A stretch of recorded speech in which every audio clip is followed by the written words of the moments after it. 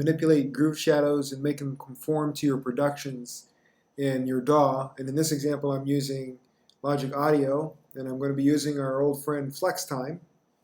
And so I have two tracks here, and one is a track I'm going to do a rhythmic quantization, and then one is a track where I'm messing around with pitch to get it to conform to basically whatever I want.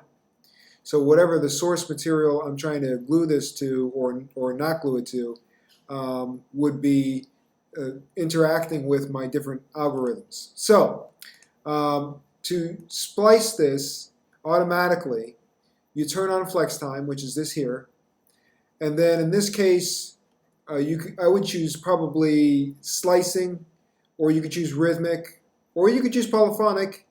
And basically, the slicing creates gaps here and there, where rhythmic sort of keeps everything locked in and kind of stretches stuff. And polyphonic, I guess, does something similar. It retains all of the melodic material without too much damage to the structure of the tone. So there's some other ones here too, which I thought was pretty cool. And this one kind of changes the speed as it switches all over to quantize. And this one sort of simulates a special kind of effects process that's sort of based on tape recorders, I guess. And so they have some new features here, which I thought was pretty cool. Anyways, to splice this up, we'll go with this one for now, slicing. So it's analyzing the transients. This may take a second because it is a large file, and it actually did it very quickly. So it's already done. And then from there, if I wanted to actually adjust these, I would do that from here in the quantize system. And so let's say I wanted to quantize this whole thing to 16ths. So there we have everything is on lock to 16ths now.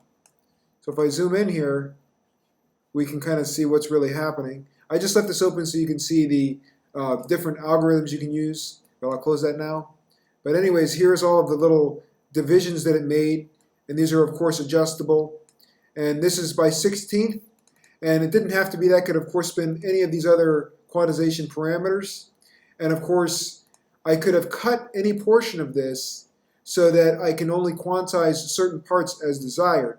So the point of that is basically, obviously if you want to have certain parts that you want to be able to glue to certain sections, and then maybe reuse that part over and over, therefore you can keep like a locked sound the entire time without having to do all this material one style of quantization. So that's the basic gist of that. And there's a couple different features to adjust the amount of the quantization, the swing of the quantization. You can even choose the way the flex follows. You can choose the different aspects based on which algorithm you choose. For instance, if I chose rhythmic, it has different options here to adjust the parameters of how these things basically cut and make their slices. And so this was based on transients, so all it did was basically go over the entire file and look for transients. So that's what's happening here. All right, and it's locked it to the tempo. So also the tempo is based on the file recognition that's built into the file. And I guess I must have done this at 94 BPM. I'm not sure it really matters in some cases because if it's a Groove Shadow that was produced for my Groove Shadow CD, basically those tempos are all over the place, and that was kind of the point. So it must have picked up some averaging of 94 is all I can think. But at any rate, if you needed to be able to adjust any of these are of course slidable, or you can delete transient markers or whatever if there's too much content. And this would be something you do on really small sections for the majority of the time, not just one whole entire length of a song. All right, so the pitch section. So in pitch, I'm not actually using the flex pitch, which you could do that, but flex pitch is just going to basically make markers all over whatever recognizes as pitch along the entire audio file. And from there, you'd be able to adjust the pitches. However, the way that I'm approaching pitch in this case is to use something like the key recognition systems, or you might call it auto-tune.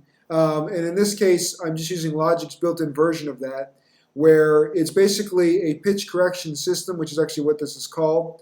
And so then you would choose, like a root note, your scale. You can have like a lot of additional features here, but in this case I wanted to do something really crazy where it would just show like an example of one, if you wanted to lock everything just like one note, and so what would happen there. So in this case, let's enable that. So here it is without that enabled.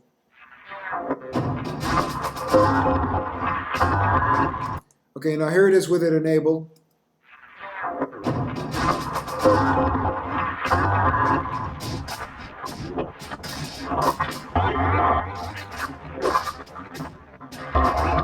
So here again with it disabled.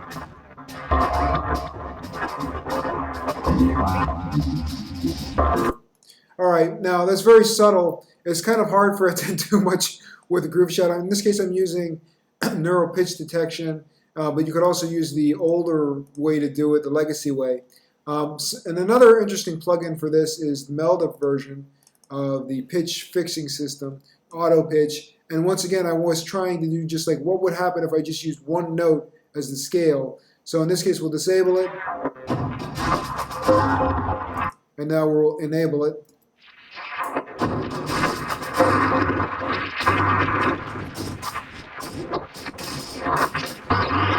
And what's cool about this auto pitch, you could probably hear some more drastic differences there. But what's cool about this is you have so many other basic like implementations here that you can adjust the fine-tuning of what you're doing, or do some more drastic things, change how the detection systems work. There's a lot more advanced stuff happening with this auto pitch in Melda's version. All right, and so the other thing that's a major thing is generally the groove shadows would have some kind of idea of a note. Somewhere in there, there's a note. All right, so if you didn't want to worry about scale and you want to keep like the basic atonality of the groove shadow, well, in that case, you just use pitch shifting. So in the case of pitch shifting, what happens there is it's just going to bring everything up or down. So that I'll give a quick example of that. And again, we have all these cool features here to really fine-tune so many crazy things we can do with these things. So here it is, disabled first. Okay, now we'll do some crazy pitch stuff.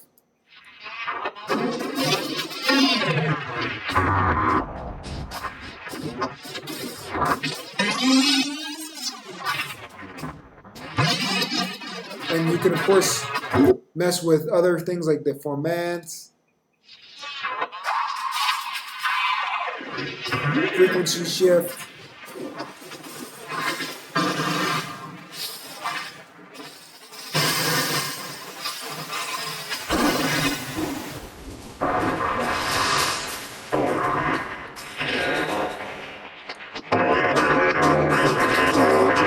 So it's creating another groove shadow on top of a groove shadow when you're starting to really go crazy with all that stuff. But so that's the gist of how to adjust the tempo. So when you drop a drum beat in here, these weird off-accent sounds are now going to be linkable to more sequenced quantized material. And then also how to repitch them in various ways.